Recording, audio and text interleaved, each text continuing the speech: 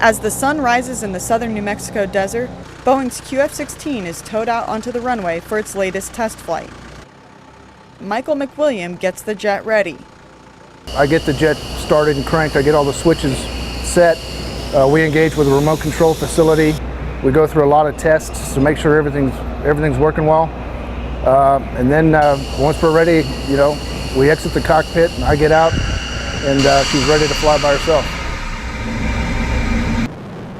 The QF-16 has flown unmanned before, but this is the graduation exercise.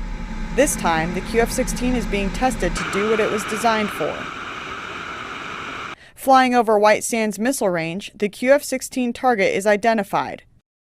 A ground-to-air missile is fired at the jet, coming within a few hundred feet of the target. The aircraft tail number is QF-004. She survived, and we brought her home.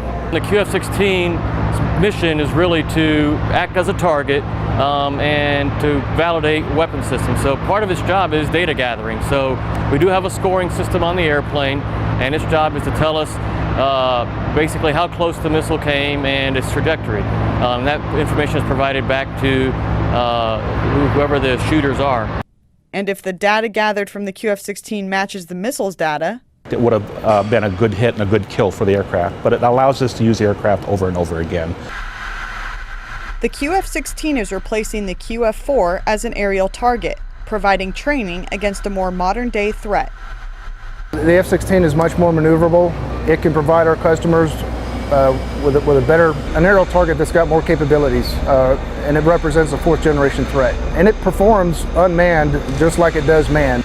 And for the first time, the customer ran the entire mission. It really was not just a test of the aircraft, but to make sure all the training we've provided, all the maintenance manuals, all the test equipment, everything's working, and that the customer is able to use it by themselves given what we've provided them. So this was really a test to make sure everything was in place and it's really ready to go operational.